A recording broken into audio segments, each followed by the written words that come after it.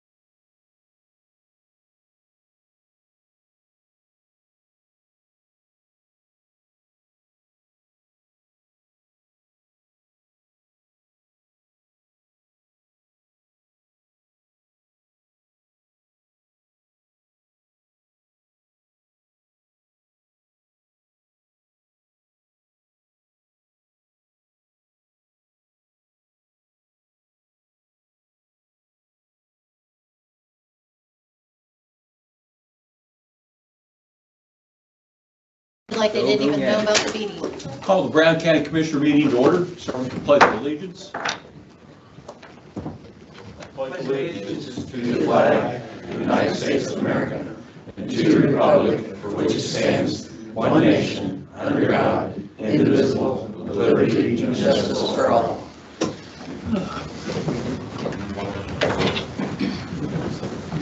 Start with the additions to the agenda or changes. Anyone? We have a yard agreement, or lawn agreement to go over. Okay, I'll put that. The lawn Lawn agreement. agreement. I'll put that under the contracts and where we generally talk about services. Okay.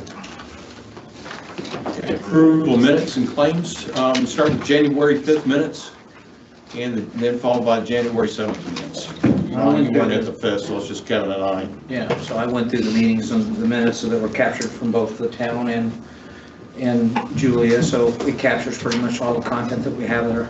So I'll make a motion that we approve the January 5th minutes. Okay, I'll second. Roll. Ron Sanders, how do you vote? Wasn't there? He was absent. Absent, abstaining, whatever. Tim Clark? Yes. Kevin Patrick? Yes. Then I also printed out the article in the paper that covered that meeting as well and gave it to Sandy, so that beat us out a little more detailed Good. minutes. So it's good then. So I've gone through the claims and the minutes from the last session and what we've got prepared tonight. I am willing to make a motion to approve the claims and the minutes. No, so. Okay, roll. Tim Clark? Yes. Kevin Patrick? Yes. Ron Sanders? Yes. All right. Our next item of business is appointments to boards and commissions. At this meeting, we're just going to give you a chance, folks that apply, give a little background. You're interested in the position, a couple minutes. Doesn't have to be your biography. Just kind of briefly, again, background and what your interest is in the position, what you want to accomplish. Point of order, Mr. President. Yes. Can we basically ask people in the audience to silence their phones, please? Okay. Just, You're anticipating? yeah, well, I am. So, I have a bad habit of not doing that myself and get in trouble. So. Okay. And then any selections we make will be at the next meeting on February 4th, and that's what we kind of put in the paper. So we're going to start, got kind of a list here. Now, the alcohol beverage board, we didn't have any applicants on that one. Board of Health, we had 3 openings and 2 applicants. So Dr. Day and Dr. Hodges, are you here? Dr. Hodges? Evening, Commissioners. I just wanted to express my interest in the position. I've been here in Brown County for a year. Moved down. My son's been down here for 2 years, so I live just across from the Big Blossom Overlook. And I've been a primary care physician my whole life. Epidemiology professor, so I have a public health background. And I'm looking forward to using that to assist in the Board of Health here in Brown County. I was able to move down here for my primary care job because have an administrative position now as the chief medical officer for a health agency here in the state, and so I'm able to be here full time. Thank you. He had a pretty extensive resume that he forwarded to us, so that'll be in your packet. So thank you, Dr. Hodges. Is Dr. Day here?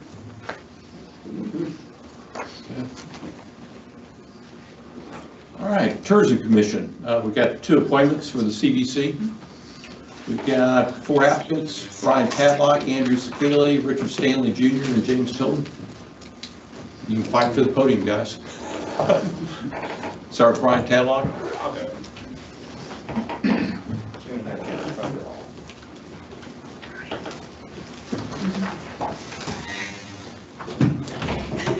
Good evening, my name is Brian Tadlock, and currently I'm the chairman of the Convention and Visitors Bureau here in Brown County. I'm also a member of the Quality of Life Advisory Board.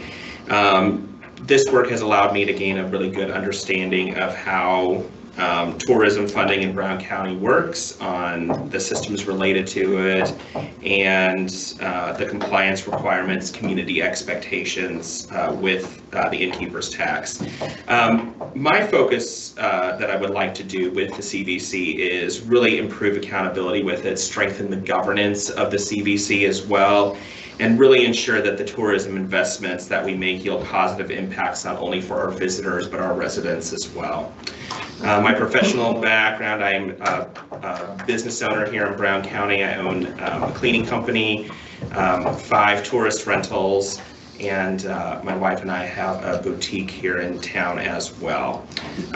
My prior life before moving to Brown County was in multi-unit retail executive, so I have a vast experience in strategic planning, financial oversight, operational problem solving, and really a consensus with a lot of diverse opinions with various individuals. So I really have embraced a lot of the new tool sets that we have available to us to really compile a lot of complex information and really move the ball forward. We've successfully completed a long-term contract between the CVC and the CVB that really delivers on an extreme amount of accountables, and have really fought very hard to get our books back in order from the financial piece as well. So I look forward to serve. Okay, great. Any questions? Okay, thank you, Brian. Okay, Andrew Sekeli. Oh, Rich, you want to step up? I'm Rich Stanley, and I have a couple reasons that I'd like to be on the CVC. To start off with, let me explain. I do not have a financial stake in the tourism industry in Brown County, and that's one of the reasons. I think it'd be useful for the CVC to have an outside voice on the CVC. The majority of the residents of Brown County don't have a connection to the tourism industry. But I do want to make one thing clear. I am a supporter of the tourism industry in Brown County, and I want the tourism industry in Brown County to be successful. I don't have anything against the tourism industry at all. And I think I do have useful experience that I could offer. Now, another reason that I would like to be on the CVC this next year is because I am running for county commissioner.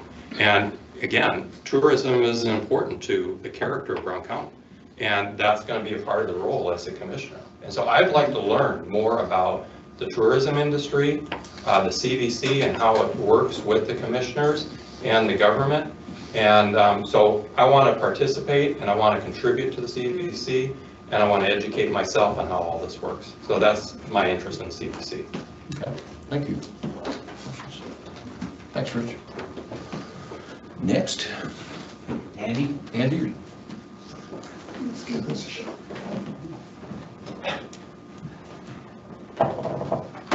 Hi. So, catching you up,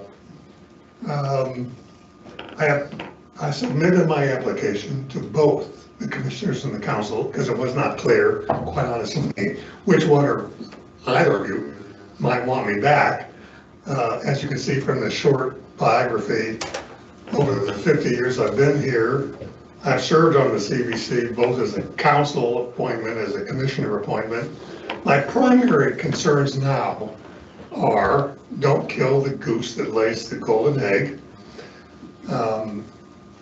Our numbers were down this past fall with regard to innkeeper's tax. I'm a little concerned about the statute. I'm familiar with it based on my legal training. It's pretty clear you're supposed to spend that money on tourism and conventions. And the last paragraph of that statute says if you don't, you're guilty of a felony. And that's kind of a big deal. So I want to continue to make certain that we're spending the money appropriately, and I'm happy to do it. It's part of my job as a resident, and I appreciate your time. Do you have any questions? Yeah, have you looked at any other of the innkeeper's tax statutes from the other Yes, counties? I have. We have an interesting situation. Ours is one of 6 that was drafted independently. There was a general innkeeper's tax statute for the whole, and back in 1980, when Jerry Bales was in the legislature, they drafted one that was us. We're pretty unique in that fashion. And ours is brief. It's only like 8 paragraphs, and it's broad with regard to, you will spend this on tourism and conventions. Well, what does that mean? I mean, it's pretty broad. And I know we've moved beyond now the first 5%. We're into the 8%. And as an innkeeper myself, I know that the first 20% of my money is gone. It's 15% for taxes, it's 3% for the credit cards, and then the Airbnb, et cetera, is another 2%. So 20% is gone before we get any money. So it's important to make certain, 2 reasons. One, what are we doing to make certain that tourism, which is the basis of why we're here, in reality. We being, Well, in general, I sometimes talk to people about why Nashville. I mean, 60% of the real estate's off the books. We can't tax it.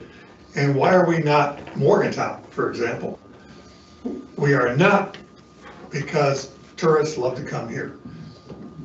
That's pretty basic. And one of my major concerns is we have a $40,000 average income, and many of our workers are commuting to come here. They can't live here, they can't afford to live here. So I'm open to suggesting ways to make that more affordable, but I want to make sure it's legal, because I know what the State Board of Accounts is going to say if we're spending our innkeeper's tax on things other than tourism and conventions. Yes. Just vaguely, do you think it would be possible to use the innkeeper's tax to pay the mortgage at the music center? We are.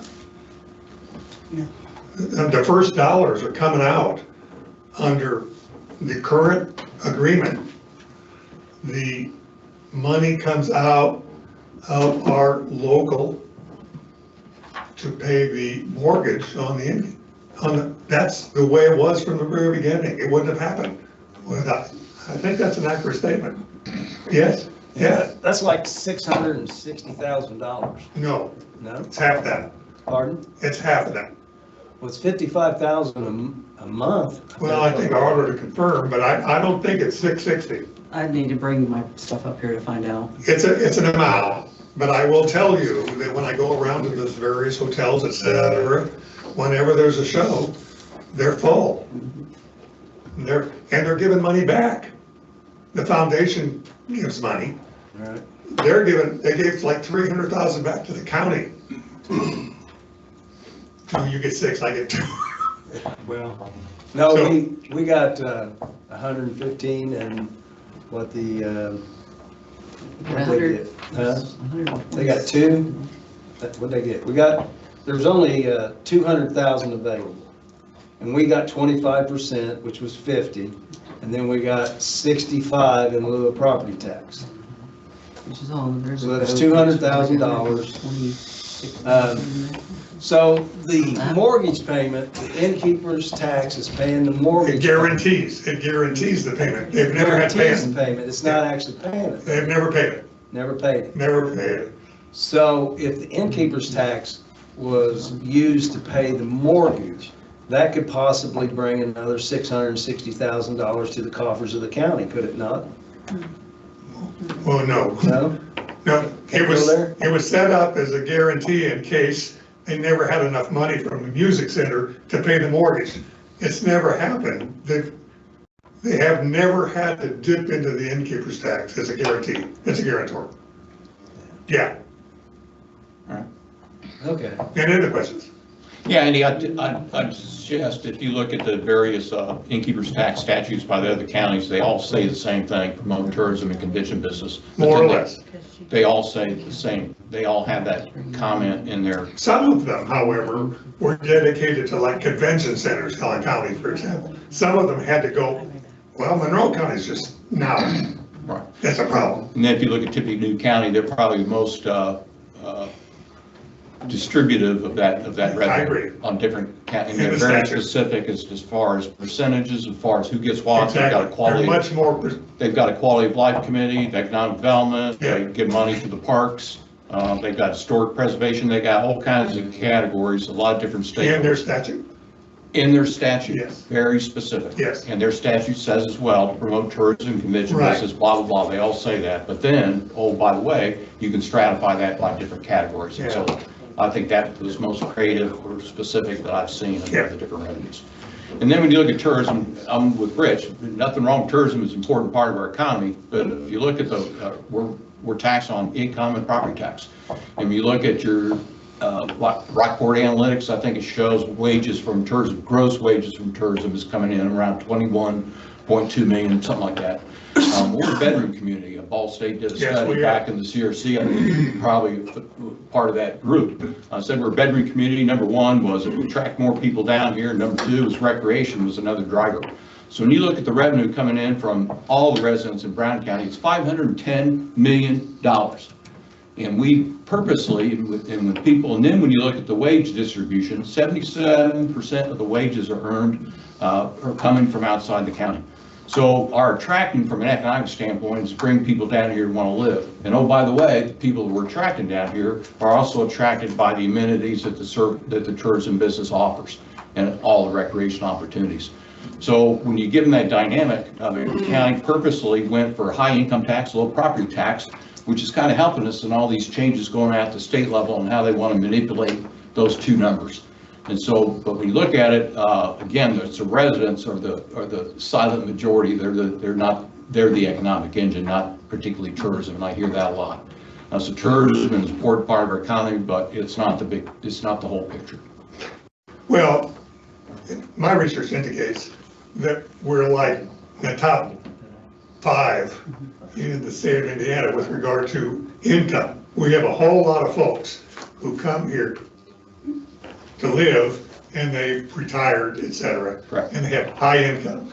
Our property tax is damaged by the fact that we have only 40% of our real estate that we can tax. Well, that's just a constraint, but we purposely, we're probably one of the lowest, we have the lowest tax rates in the state.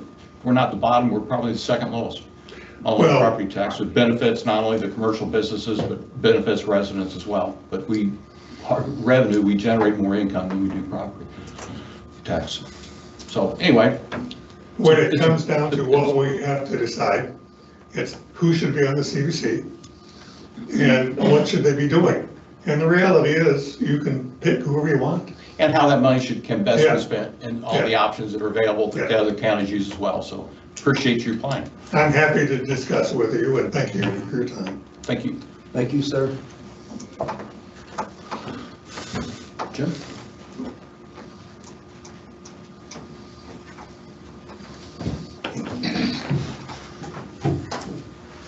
Good evening, my name is Jimmy Tilton. I'm one of the newer CBC board members. I started in September of 2024 with a vacancy, and when I was coming on board, there was some upheaval challenges that were facing the CBB because there was some accounting things to work through and some contract things to work through, and there was a good chance that it wouldn't even be funded. We have accomplished working through those processes. There's a lot more processes that we still have to, in my opinion, still need to work on. I see that we need to firm up a little more on our processes and how we operate as a board, to have better documentation and bring up what is our standard operating process? How do we function as a board? If you look at the Indiana Code, it's rather vague. There's a lot of room for interpretation on what is tourism or what is development, and then what happens if you have 5-member board and 3 of them have to recuse themselves for one reason or another. You have left with 2 people on the board. What does that mean? Can you still vote? Can you still pass something? There's a lot of things that I believe we need to firm up and finish. We need to finish the job. As far as allocating resources, I want to get that done first before we just go spending money on something. Just because you have money doesn't mean you spend it. I'd rather take a little pause and get a good foundation for the future before we just spend money. I think we should be good and wise stewards of what's been entrusted to us, and a lot of times that's not spending any money. So that's my approach. Do you guys have any questions for me? No, I don't, I think I'm all right, thank you. Okay. Thank you, sir. And folks, on the CVC, just a little history. I think the innkeeper's tax started about 1984, if I recall. And when you look at how that revenue was managed by the council, pretty much I think at the time it's, hey, it's their money. Money came in to CVC, it was passed down to CVB. CVB's a contractor. Some counties don't have a CVB, some counties manage it themselves. We chose to have a nonprofit CVB. And for years, since '84, the only performance-related reports that I ever recall seeing is from the 990s that the CVB published, and that doesn't have a lot of operational data as to what we got for that money. So this recent change, when going from 5% to 3% and opening up that can of worms and how best that money could be spent is new to the county. So I welcome the change, and I welcome the oversight and the transparency. And then the creative ways that we can use that to benefit the entire county as well as tourism. So appreciate your applications. Next on the list, Helmsburg. I'm Kyle Myers. I own and operate a local excavation business here in Brown County, but I've been on the Helmsburg board for 5 years now. When I got on the board, we had to work through a lot of internal filing and all kinds of issues. But we've also been working in conjunction with Brown County, our regional sewer district as well. Our main goal was, our treatment plant was getting to the point to where it was in failure. So we know we needed a new treatment plant. And then we were trying to see how we can assist Brown County RSD in, servicing more customers. In the last 5 years, we finally have gotten to the point where we are going to be getting a new treatment plant this year. We've been working closely with SRF, State Revolving Fund, in the last year, or the last 6 months. We're kind of down to the last few details right now of working through that. We started off as a 100,000 gallon per day plant, and even with working with SRF has kind of dictated to us at this point in time that they're going to at least right now fund us for an 18,000 gallon per day plant. Whoa. That will at least service our current customers, plus give us some capacity to be able to add into that. Did you say an 18,000 gallon tank? 18,000. Okay. Their kind of reasoning when we had met with them in December was it still sounds like Brown County side of things, they might still be about a year or two out before they're ready to really start sending flow. And quite frankly, the 100,000 gallon per day plant was above what they would normally give as in grant funding, which for us is the only way we can afford a new plant is if it's pretty much 100% grant to us. So they were allocating a lot more money than they normally would initially for the 100,000 gallon per day plant, and then as they're kind of working through the details in the last 6 months, they've kind of worked it down and worked our number down to where they're saying we can afford to give you an 18,000 gallon per day plant, and then when future flows start coming in, then they'll do expansions to our plant. Okay. So What's the size of the tank now? the current plant is rated for 20,000 gallons per day. Our average daily flow is about 6,000 to 7,000 gallons.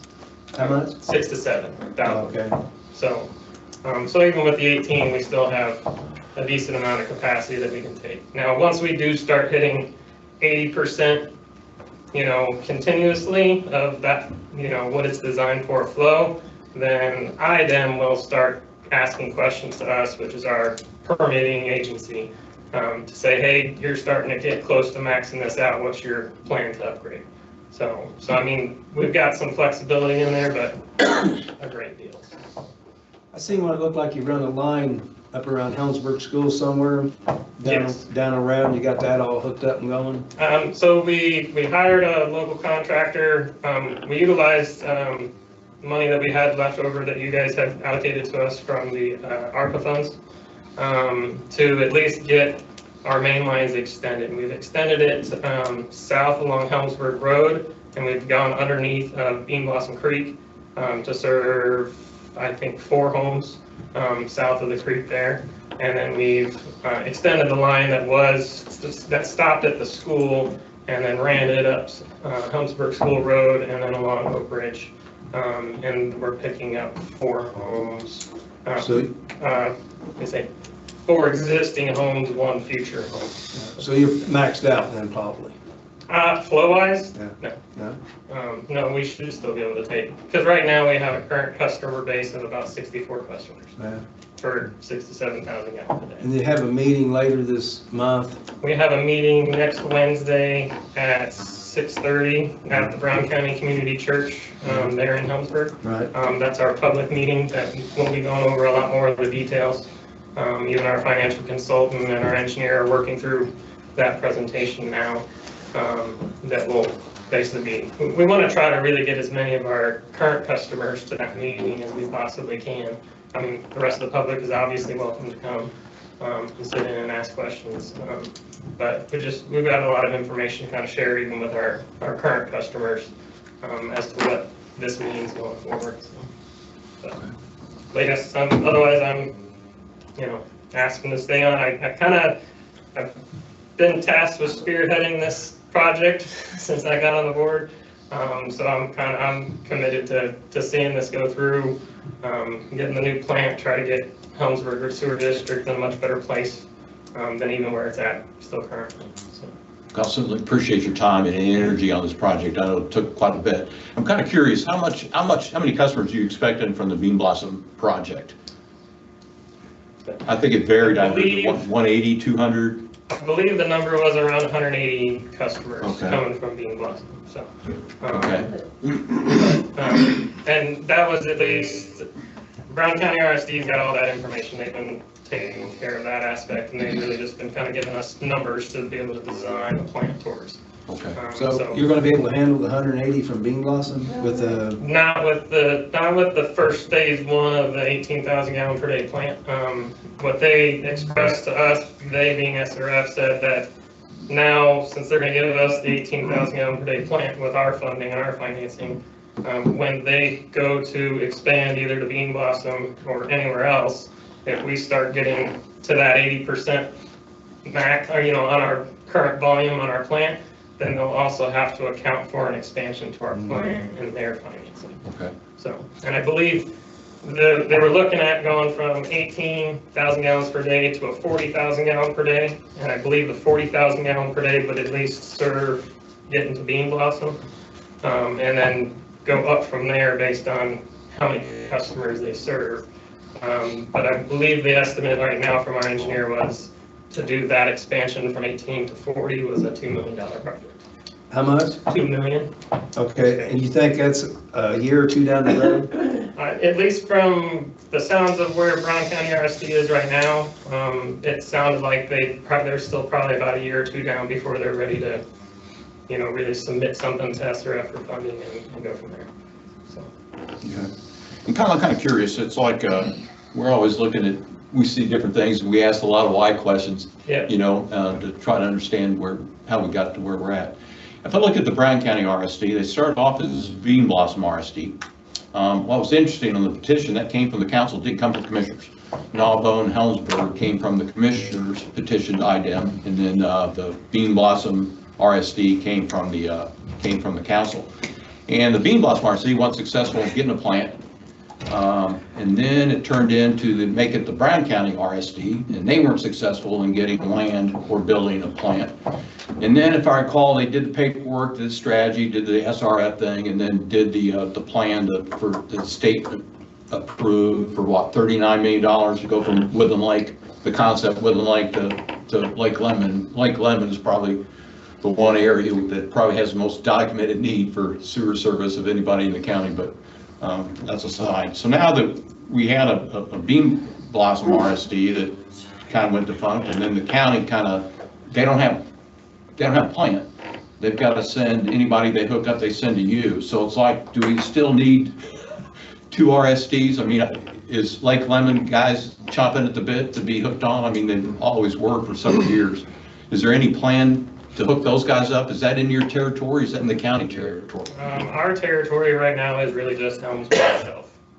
Okay. We did at least ask for a little bit more territory from Brown County RSD when we wanted to run these 2 mainline extensions.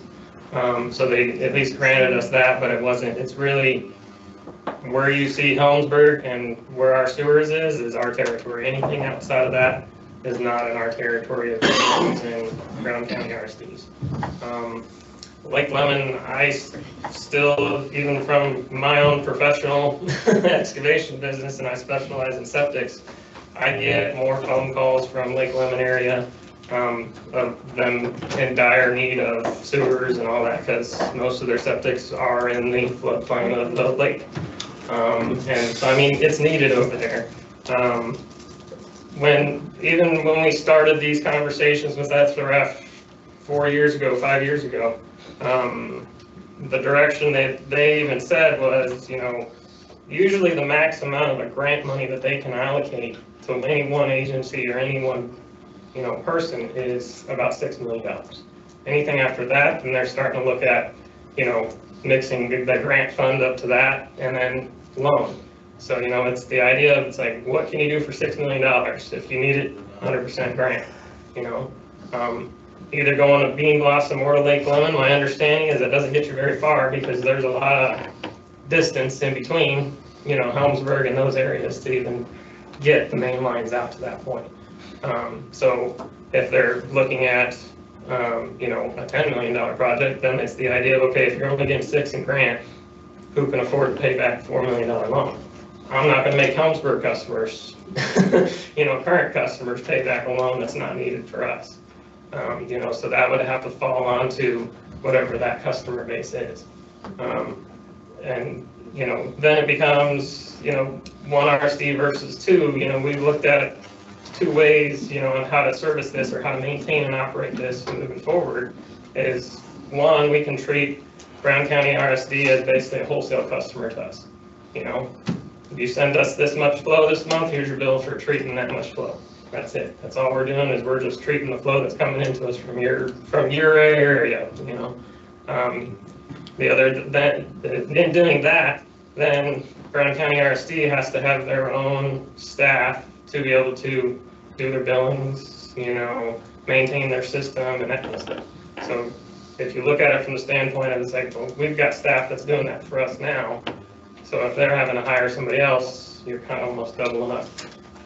So the other option we looked at with them was, well, if you get it installed and you finance it to get it installed and paid for, and you want us to maintain and operate the system and send out bills, that's fine, but technically by insurance, when I'm talking to our insurance agent, we gotta have insurance on anything that we maintain and operate.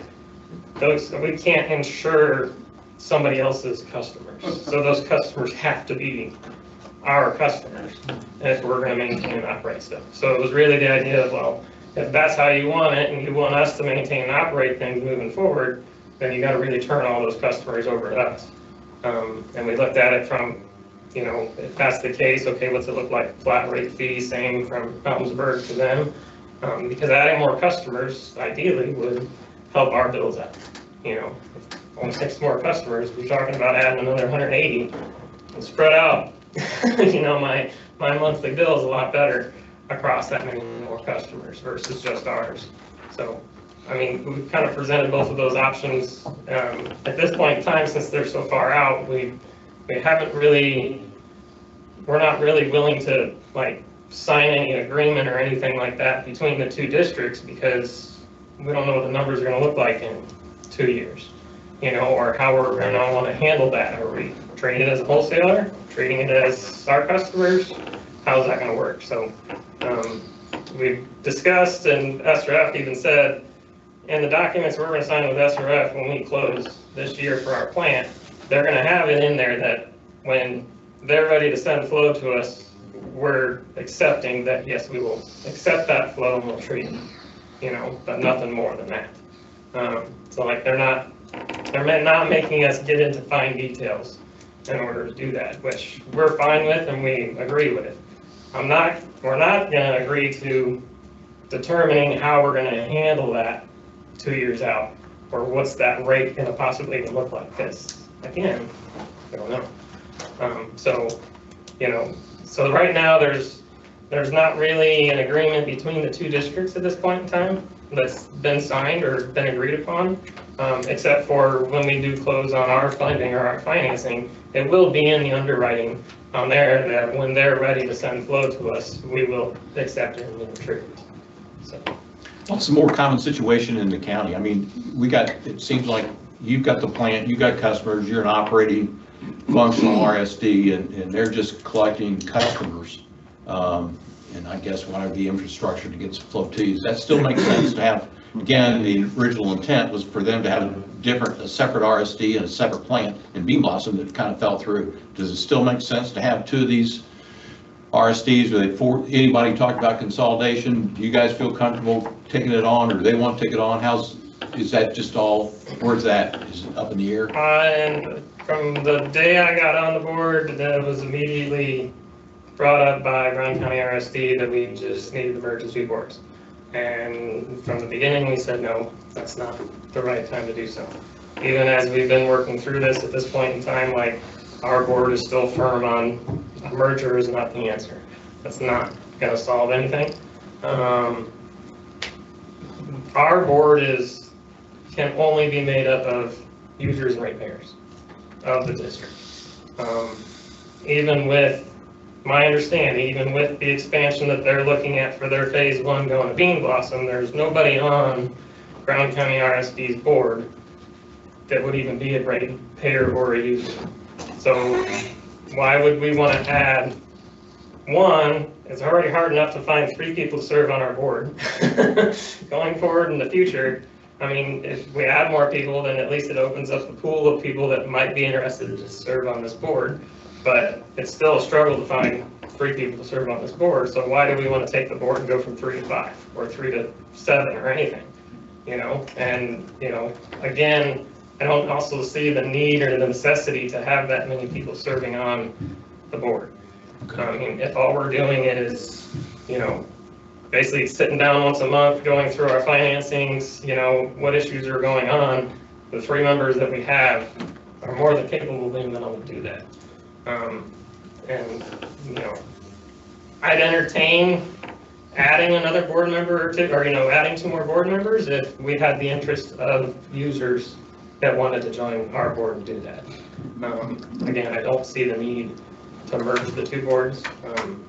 Even moving forward, as things are going, really just need one entity to run the treatment plant and the collection system. Okay, thanks. So, I think Kyle, you brought up an interesting point when you talked about the amount of money that you can get on grants versus the loans. And I think I saw an article that we had there was a county that basically dissolved an RSD for that very reason. They didn't get the amount of grants. They had to borrow money, and when the ratepayers saw it was going to be a $200 bill or whatever it was, right. I mean, I think that was the first time I think I read they said that they dissolved an RSD because the customers just couldn't afford that kind of service without a heavy amount of grants. So that was kind of interesting, got my attention. So thank you. I appreciate the background information. Thank you very much. Can I ask Kyle a question? Sure. Sure, go ahead. Sorry, Kyle, Sherry Mitchell. You said that you have 64 customers and you're doing about 7,000 gallons a day. Yes. So do you have 64 more customers in Helmsburg that would bring you up to 14,000 gallons a day by any chance? No. You do not. So you have 100% of your customers in Helmsburg on your system? Yeah, I mean, there's probably a couple of empty lots that if anybody ever wanted to sell them and somebody wanted to build a house on or an apartment complex, then yeah, we could add some. But you do have 100% basic? For the most part, yes. At least whatever homes are there. Thank you, Kyle. That was my question. Thank you, Kyle. Thank you. Thanks, sir. Hamilton Township Fire District, we don't have any, we're looking into that one. We don't have any names on this one that may be a recurring thing, so we're digging into that one. The redevelopment commission, we're putting that on pause. Current appointees can continue to serve. We're going to put it on pause. I mean, we can have an annual meeting, I think is a requirement. So we're looking at that. The whole idea is to really develop updates to the comp plan, to identify a problem that the RDC can be tasked to solve. So until we get a comp plan, really don't have a mission for this RDC. And when we look back in the past few years, the RDC was established really to sell the sock factory and to do something with the property. And when the Beamery bought it, done, mission accomplished.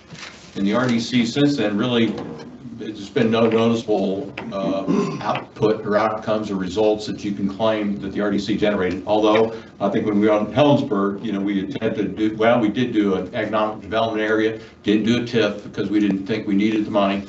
But yet the private sector stepped up and took care of it. I mean, I think there were like 3 houses somebody bought and tore down. A few more houses got converted got torn down. Habitat for Humanity moved in.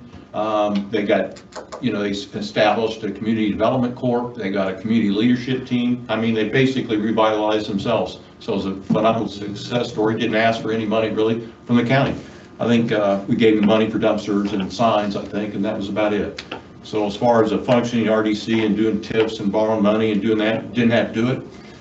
Plus they had all the infrastructure anyway. And so I think we did fund, wastewater treatment, stormwater treatment, I think was a part of that. But they've been pretty self-sustaining. And there's light in the tunnel for the steamery. I'm using that excess space at the Beamery. So I thought this created steamery, so they're doing that kind of thing. But from the county standpoint, all the infrastructure's there. Generally for development, the developer wants you to put in some infrastructure as an incentive for them to develop, and we've already got the infrastructure. Got sewers, got water, got power. So anyway, so again, on pause, we're required to have an annual meeting, and again, we're working on the updates to the comp plan, so we got a plan for that. Next is the Plan Commission, Area Plan Commission, APC. Andy, I saw you back there.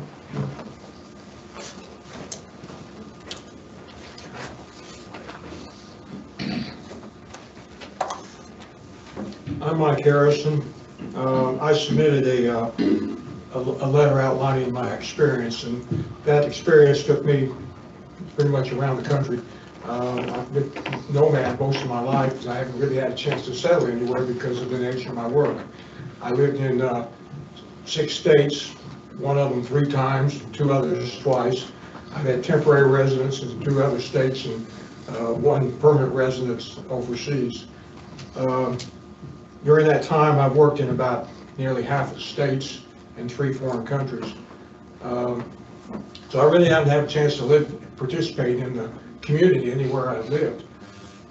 My last assignment that I took allowed me to settle in and not have to move around and relocate anymore, but at that point in time, I became a caregiver for my wife, and the last 13 years that she was able to live with me before she passed. After she passed, I started looking at my situation, and I realized that I needed to be closer to my home. I grew up in Albany, Illinois, near Vincennes, and my older brother lives in Columbus, worked there all his life, and with his family. His son is my executor, so we decided to move here to Brown County, and when I did that, I made a decision to try to get involved in some things.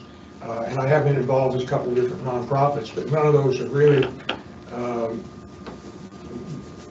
taxed my ability to interpret things and make decisions. I don't have an agenda about this particular position. I think that the nature of it doesn't really allow you to have an agenda. Everything is determined by the circumstances of what comes in. I do have a little bit of experience that kind of overlaps with that. I have been a building official at one point in time, which I understand is different than what this position would require, but you're looking at some of the same ordinances and things like that that you rely on. I've been to a couple of the meetings. I've been real impressed with the professionalism and the cooperation of the planning people. It's a team that I know I would enjoy working with, and I think my experience would be a good fit for that group. Okay, great. And what's your professional background? I worked in commercial construction. Okay. Very large projects. Government projects, private, state, hotels, hospital, or not hotels, theaters, hospitals. Did a lot of work for WorldCom, which is a big communications industry. One project for Boeing. A lot of different projects like that. Okay. Well, you're familiar with permits and zoning, I imagine? Well, I am familiar with permits. I actually issued them as a building official, so. Okay, great. Thanks, Mike.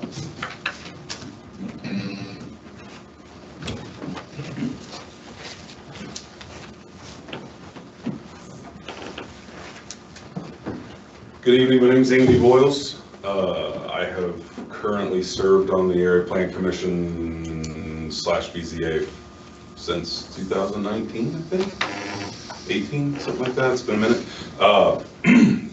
I actually asked myself the question, why are you sure you want to put your name back in the hat, or why do you want to do this? I actually had that conversation with my wife this afternoon before I came in, and ultimately, I believe in community. I've lived here my whole life. I'm from here.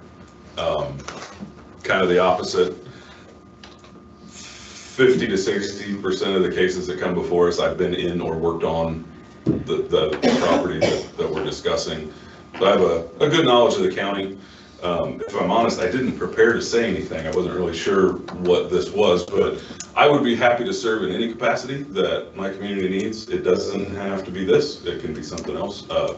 But I feel like the definition of community is civil engagement. Like, it's our job.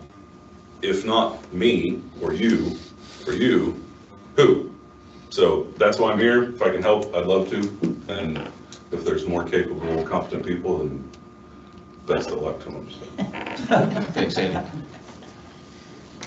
Oh, one more thing. I do have a lot of time invested in our comprehensive plan, in our less than comprehensive plan, which I'm not thrilled about how the whole process went down. I'm excited to get a more comprehensive plan in place. Despite the hours we put into it, I think there's still good value and information that can be harvested from it. I would love to see more community engagement. I'd love to hear more from the people of the community what they want, not what I want or what the other guy wants, or the 5 or 7 people that are on the board, right? So that is something I've spoken to you about, Tim, and I agree it could be better. We could do that better, and I hate that we missed the ball the first time. I feel like I need to publicly own, like, we gave it our best effort for the budget we had. We also have a huge amount of work ahead of us with our county ordinance. So after the comp plan gets updated, then it's actually going in and actually fixing years and years of things that may not have talked to each other when they were passed, and there's a bunch of ordinances that have language in it that doesn't make any sense, and I'm sure you guys are aware. So I finally feel somewhat prepared. I now know what I don't know, where before I didn't know what I didn't know. And so at least now we know what we don't know, and we'll go forward from there. As long as he doesn't quote where that comes from. Yeah.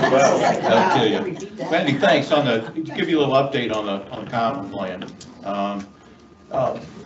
Our major reason was, given the time constraints that you had, the amount of money, you had 2 meetings on the same day to change a plan that impacted the whole county.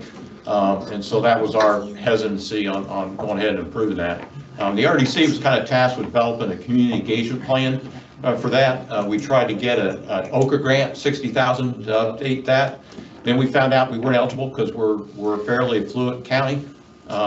We got census tract data, and when you looked at the LMI, we're at 40.4%. You needed 51% or higher to qualify for OCA grant. So I had to scratch that option. Then we shifted to another grant, Rural Economic Development, I think is what they call a RED grant. And the whole idea of the RED grant, we applied to get that community engagement. We wanted to get the community, being the county, the different communities represented throughout the county involved and wanted to do a grant to have them help us do that. But then they turned us down because we didn't have community. So we asked to help to build a community, and they said, oh, we can't give you the grant because you don't have a community. So thank you very much. RDC shifted to develop a kind of an RFP as an outline to develop a community engagement plan for the county. Where we ended that was, okay, that's how to eat that elephant. And so we're looking at, reached out to the consultants that developed Nashville's plan, REA, Cynthia Bowen I talked to, and we outlined just a simple kind of an outline of, give us a prototype, a proof of concept for an area. And what would you do? I'm sorry, when you say we, you mean the commissioners? We, the RDC and the commissioners, we discussed it between both. And the Can the RDC write a comp plan? Pardon me? Can the RDC write a comp plan? No, they can't. Okay. No, they can't. That's really the APC, and then we ended up having to approve it, but then we need the input to approve it. I will say, like, I think, and I don't want to put words in anyone else's mouth, but it was kind of left in the dark as a board.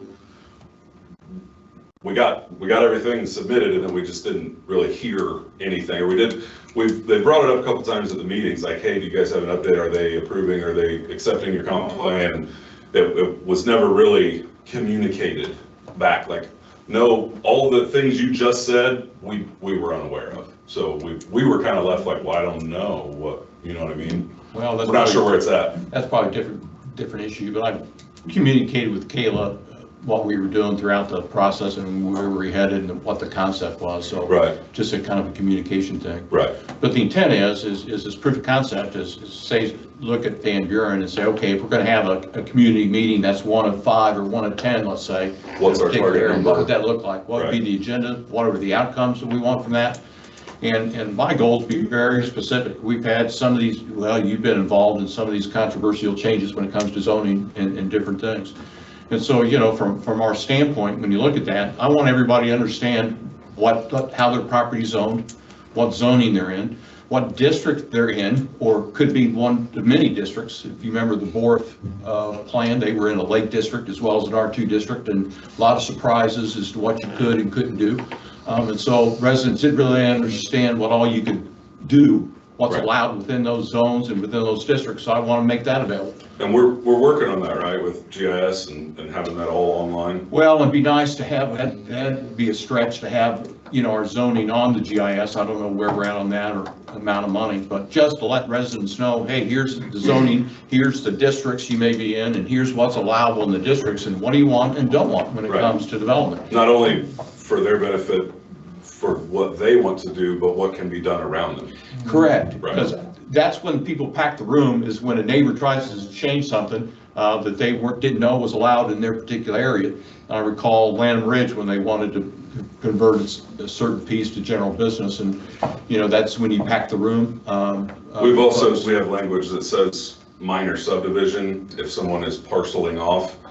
And you get 50 people showing up going, why are they putting a subdivision on Mount Liberty Road? It's like, that's not even possible. Yep. It just means they're taking 2 acres. And unfortunately, that's when people get involved, and I get it, but I at least like to have the basics. And the second part of that is they know those 3 things, our zoning, my district, what's allowable uses within those districts. It's like, how do you change it?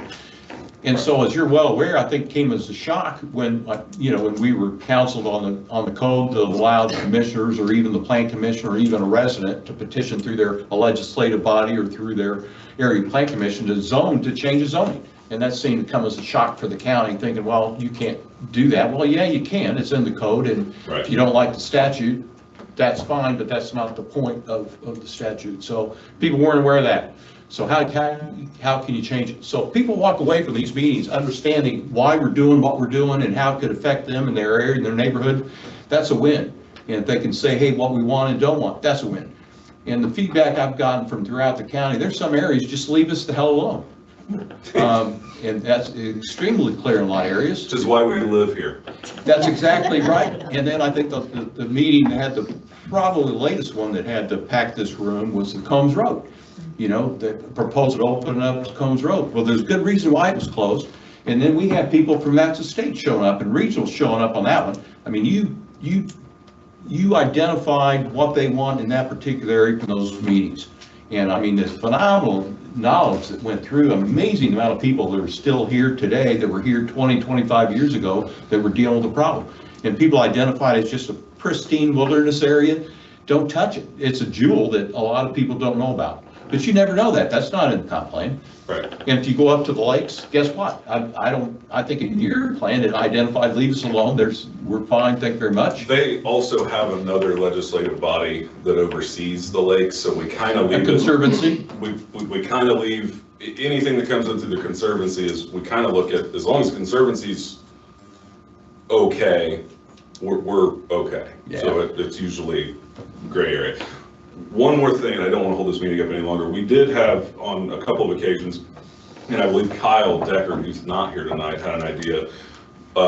He's also, when he was in high school, he did a, I don't know what it's called, his work release, basically. He left high school and went and worked at a local business for a period. We've talked about, with some manpower stuff, integrating some students at the high school here. Not that it's free labor, but it's a heck of an opportunity to teach students about what goes on at local government, what goes on with civic engagement, what does all that really mean at an earlier age. But it also provides some manpower, possible social media inputs and or filing or making copies. I don't know who we need to talk to make that happen. I know some people at the high school. I'm sure you probably know more, but it seems like that would be a really easy win. That's a low-hanging fruit to just get some more people in the door here to help, but also get them engaged, get them involved. So something I would love to talk further, or catch me or text me or whatever. So. Okay, thank you. Got that one. Library board. Dan Thorne here, by any chance? He was at last night's meeting. To the council? Yeah. Kind of confused. It was our appointment, but it was in the paper as a council, so how'd he do? Really well, actually. Okay. Yeah, he was really good. Okay. I'll have to go back and look at that. Okay. Do you want me to Sometimes it reach out to happens. him? Well, Yeah.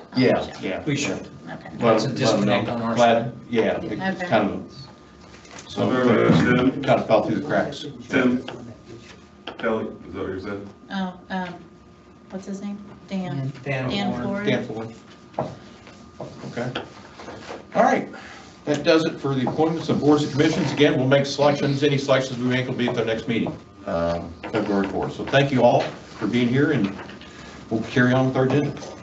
Thank you very much for coming. Thank all of you. Thank you. Thank you, guys. Appreciate it.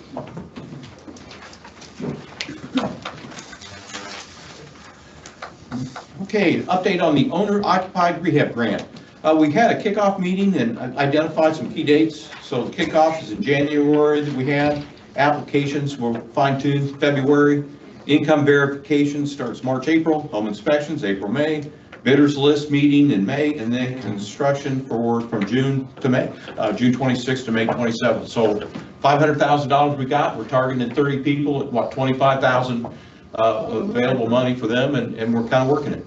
And what's nice about the OR grant is we also have there's an energy saver grant that Aegis is managing for the state, and whatever the one grant doesn't do, we hope the other one will. So we're trying to merge those two particular grants and opportunities. So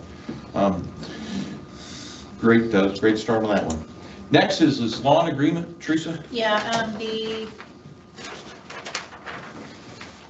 Nashville, or the National Day of Prayer, the Pentecostals of Nashville are requesting to use the courthouse lawn on May 7th. Okay. Isn't that what, I mean, we've done that last year as well, right? Yes, they've done it for quite a few years. Actually. Okay. Yeah. All right. So we just need to sign off? Yeah. Yeah, we want to vote on that? Okay. I'll make a motion that we approve that lawn agreement. Okay. Second? Is that the one where all elected officials go down every year?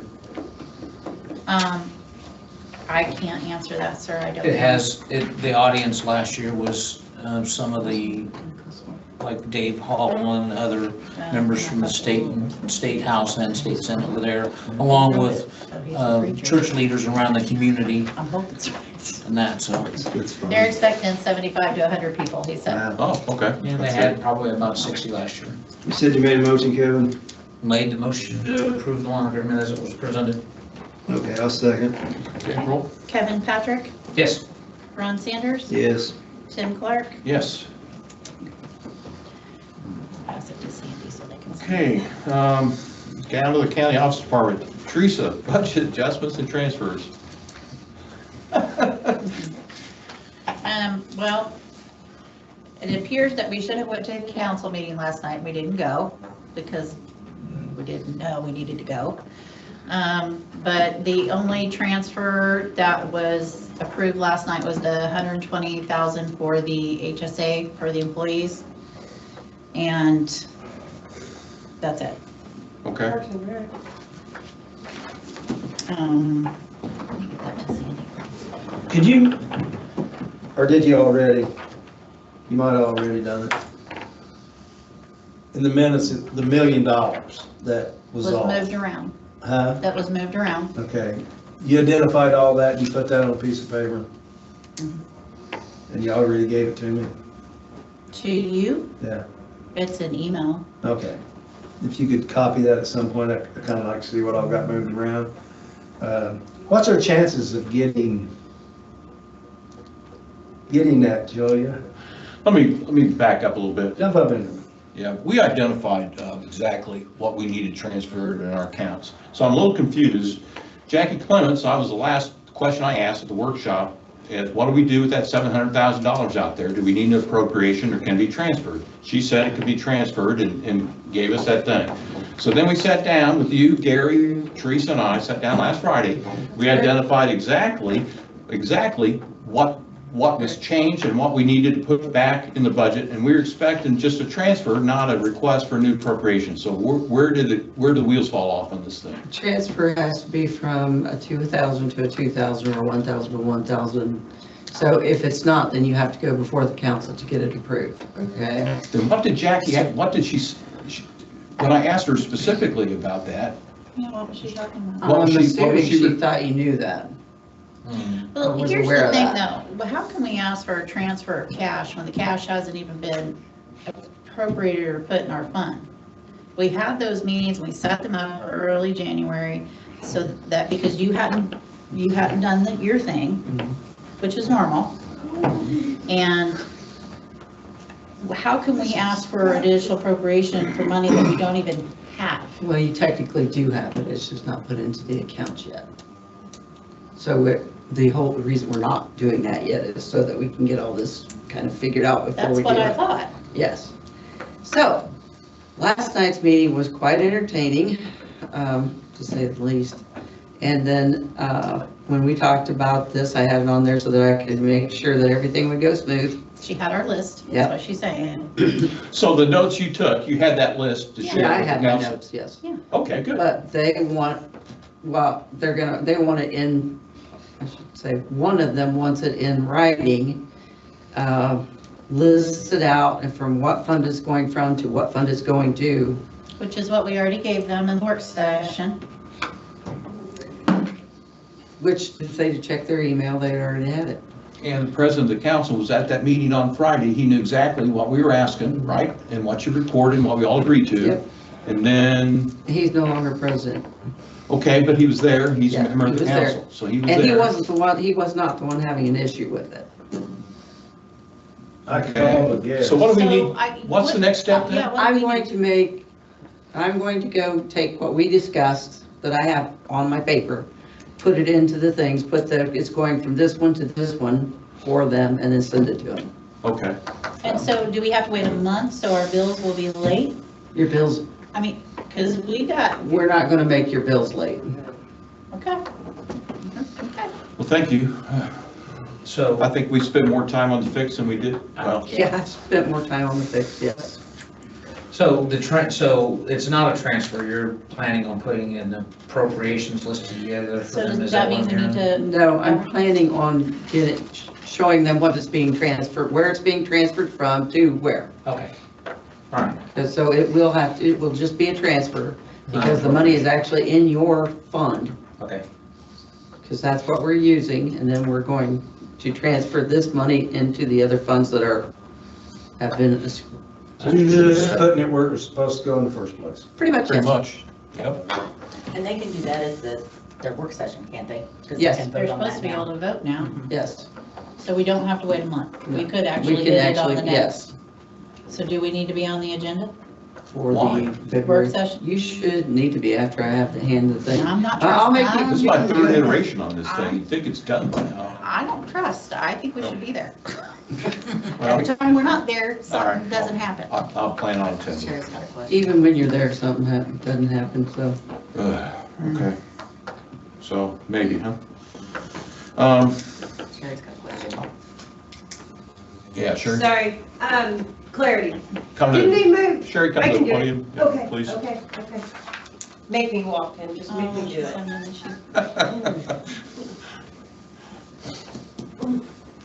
We should have given you the mic. Yeah. We'll give you the mic next time. Thanks, my legs are actually getting better. I'm just lazy. Clarity, ladies. Didn't they move the money from Parks and Rec back into the general fund last night? Mhm. Okay, because she said HSA and that was it, and I was like, wait a No, minute. on the commissioners. On our commissioners, Stuff. that million point, Yeah. something, yeah. That Okay, just moved. okay. Yeah. Thank you. Yes, I have a hard time getting them to do that, so. So they didn't do Parks and Rec. Hey, Eric, They did you're not on. to- Good choice, I can't get I it. really don't have much, just normal operations going on. RL Buxton did get 3 out of the 4 piers done on Orchards Bridge. They're gonna work on the other one this week probably. So that looks pretty good. Consultants are happy with it. We should get a notice to proceed any day for our CCMG grant, and then they'll switch over to Hoover. We're waiting on NDOT paperwork for Bridge 43, our federal project, so just hurry up and wait right now. But we're still compliant with everything. Everything's still in good standing. So what we did at the end of the year, last year, made sure that we met the federal Correct. guidelines to keep us qualified. Since we had our part turned in within the deadline, NDOT's fine. They know it's on them now. It's on them. Yeah, because we've done everything we can do. Okay. You probably know what I want to ask. Grader? Yeah. Yeah, I talked to my guy today. It's at the port in Baltimore. Wow. They're waiting on customs to release it. Wow. Normally that's 4 days to 10 days Yeah. for that to happen. So he'll get notified as soon as it's been released, and then he'll let me know when it's actually on a trailer headed our way. Well, So, it's on its way almost. and then the excavator, they have been invoiced for it. So once that happens, they normally get it pretty quick. So they have to get it to their facility, put our thumb on it, and then they'll get it to us. But is it in this country yet? They don't know. He didn't tell me where it was at. He just said they got invoiced last week for it. He said normally when that happens, that means that they're gonna get it pretty soon. Okay. So he didn't tell me the destination it was at or where it was at. So, Is the other grader holding up? yeah, we're doing okay. I mean, right now we're prepping for, could be a Saturday and Sunday. Saturday, Sunday mass. The problem we're gonna have is temperatures are gonna be super cold. Oh, single digit or below. And Salt doesn't work at that level. salt will work. The problem is 8 to 10 inches of snow is going to be an issue if we keep trying to put material down throughout the whole storm, because we're going to run out if we do. Indiana right now, Cargill don't have any salt. It's all on the barges. It's all being shipped. No one has any. I've called everywhere. We've got some, but we'll see what happens. We even ordered extra, didn't we? I have everything ordered that I can order, and I can't get it. It's been ordered. Concentrating on the hills, Yeah, I think, so we're gonna try to overload on some sand at our shop and try to plow and sand the hills real good and try to keep more sand down than anything until the storm's done, and then we'll go out and hopefully put our mix and stuff down. That's things may change, but that's what we're looking at. is that the projection, 8 to 10 inches? I think BAM put out 6 to 8 plus this morning, but it's shifting farther north, so we'll see. We're still a little ways out. And when's that supposed to start? Saturday and last all the way into late Sunday or early Monday. So it's gonna be Saturday morning, afternoon? midday Saturday. Midday. Yeah, around noon.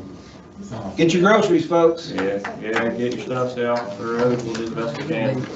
So, given that, and I see you got a lot, like I said, when we look at the bridge stuff, so it looks like Aegis is getting pretty close to getting their report. February, inspection yeah. reports done. I gave you the kind of rough stuff of Right. what they've seen and what we've done. We'll get Load rating changes, Yeah. identified additional deterioration and things like that. And we're still working on the ones that had critical findings as far as fixes and replacements.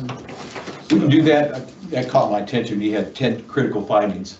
We got the money for that one. It's a small scale repairs. A few of them are, but no, there's one full replacement. There's one that is, we're gonna replace the beams. We're gonna have to use the grading decking that's on there. Are these the bridges you listed? Yes. Part of that 10? Yeah. Good report. Wait, thank you. All right. That's really all I got. Okay, thanks. And for us simpletons, because I know you work in bridge numbers, help me with putting at least proximity of where the bridge is at, because Yeah, I know 20 and I know tried to do that 43. on the last one, and I know. this one, I was doing my. Give me a list of your bridges. The The bridges. GIS So you have a book. I'll go back and I'll look in my book. have a book. I am guilty of that. For GIS nerds, I think those bridges are all identified on our map, right? Correct. Last Yeah. time I went out, there's a Yeah. layer for bridges. Correct. But anyway, it's not, yeah. Okay. Jerry, question? Yeah, just about the snow and stuff. You do a good job on my road. I don't know anybody Oh, else's, thank you. but mine is always good. Anyway, we lost our EMS, EMA, whatever guy. What happens this weekend? Is there an assistant that's So there's like an that in- stepped up or? We have an interim Okay, person stepping in, so Corey Frost from the health department who does EMA there is stepping in to cover while since Chad's departure. So he's already been working with us to get phone numbers and all that kind of organized and set up so that we're all ready to get fired up and make sure that we got the proper travel advisories in place and any declarations if we need to do them. So he's already familiar with Chad's operating procedures for a lot of that stuff. Corey's awesome. Got no problems with that guy. How does that work, just out of curiosity, the process? Does Corey drive around and go, oh my gosh, my car's sliding off the road? Or does Derek drive around and go, oh my gosh, my car's sliding off the road? And then they call one of you guys? How does that whole thing work? So I'll give it, and if I miss something. So at the point, in the group that we deal with, we keep in touch with the sheriff, we keep in touch with Eric and Trent from the highway department. And then he keeps in touch with all of the other assets he has with regards to the dispatch and things of that nature. And it's unbelievable how many calls the actual highway department gets for pulling the sheriff's cars out of the ditches. Oh, I bet. So And there's coordination with the it's state and coordination other and counties, with that, regional. so he's also the ones managing the information and Corey asked him to do exactly the same thing on the Facebook pages, keeping track of our weather, travel advisories and all that. So the travel advisory stuff comes through us. So once they've gone through, they've given their reports, roads are slick here and things of that nature, they reach out, here's what we've got. And Chad at that time, and Corey, I'm sure will do the same thing, is keeping in touch with the resources that we've identified to be out there. So do they just call one of you, or do they call all of you? We do it through text, and then it's generally 2 commissioners sign off on whatever the change is going to be on the weather advisory. Good to know. Thanks for that. Sometimes it's all 3 of us, depends. If it's in the middle of the night, you may only get a couple of us.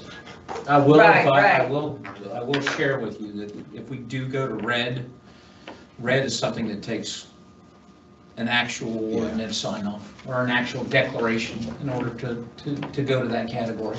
Let's just But keep you it can down do here that in with the yellow. DocuSign between, Huh? you guys can do that DocuSign. Yeah, we try to do that. Well, I'm always good with the yellow of our trucks, because let's be Yeah, honest, our yeah. trucks are big and the roads are narrow. so Yeah, and that is people- typically what we put in. People need to know pretty quick that we're out. Right. Yellow is kind of like an indicator of highways out there. They're on the roads being being cognitive, that they're present and working. So, Can you do all of them while you're talking about it? for what? Those colors you're just, Explain the colors. So basically, yellow is basically travel advisory. So in essence, it's not restrictive in the sense of it's just placing warning out there saying, be aware of the conditions of the road are not normal in that. We add to that his condition of, if it's yellow, highways out on the road. Orange is more restrictive. It basically says no only necessary travel in the sense of work or an emergency. Red means no travel at all. sounds good. Thank you much. And then for personnel policies, you always get when you close in the county office buildings, and we probably by default, if it's red, we're closed, because everything's closed. If Sure. you're orange, it's liberal use of leave. So if you got leave, it's up to the department head to call that, but that's it. So everybody knows, we take that mystery away from it, so it's kind of a set thing. Yeah. Worst case scenario, when we get 8 to 10 inches and it's sub-zero, there's a real good chance we could end up red. Yeah. Did we go red last year? Mm. One time, didn't we? We did. Then it was an emergency that we had to sign off that went to, we had 2 emergencies last year that we Yeah, signed off. because the governor. Yeah, because wanted our trucks actually stopped at one point, or I think twice last year, we just stopped. It was that bad. Okay, yeah. The one thing I want to add here is Brown County's different. This is where the glaciers stopped. We could end up in red when every county around us is not. Because, through dispatch, the sheriff, and you guys on the highway, and, it comes quick though. And if it's late night, it's a good idea to put it on. Okay. Hey, one other thing, Eric, on this, on the NDOT Pumpkin Ridge, I think Teresa shared you with that agreement. We just need to sit down and understand that one.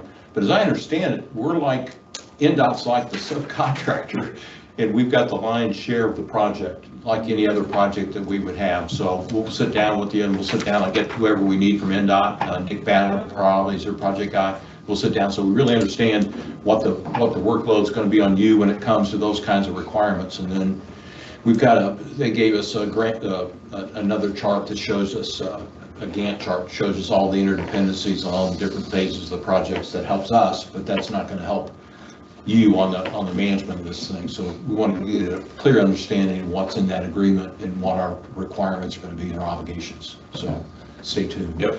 Stay tuned. I know you meant the 6, but it kind of looks like a 4. Okay.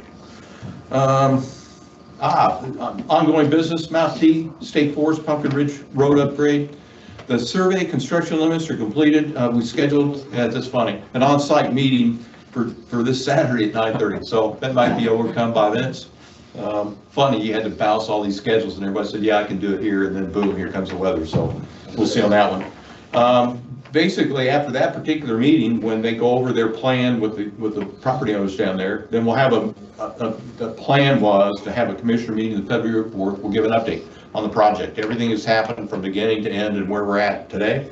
And then if there's any possible votes, going to be at the February 18th meeting. So that's the plan going forward. So everybody kind of knows what's going on. That's kind of it. I mentioned about the draft comprehensive plan, just working on a small scale kind of prototype, working with the consultant that did the Nashville's plan, and she's outlined kind of an approach for us. So if we can test something out like I say, a Van Buren that can be replicated throughout the state, that's the intent. We'll send that over to the APC for consideration, review, and that kind of thing. But anyway, that's the plan, to update the plan. That leaves legal. Well, is there anybody here that has anything to say? Last call. Any public comments?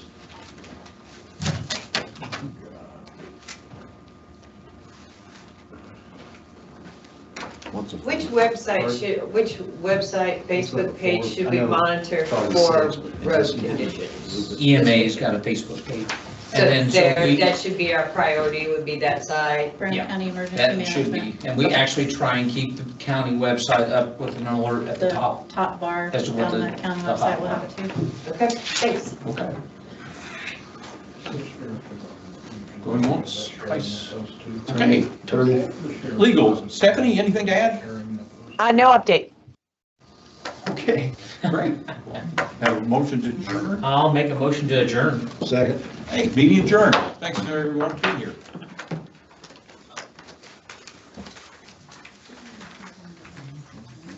And now the fun begins with signing. Oh.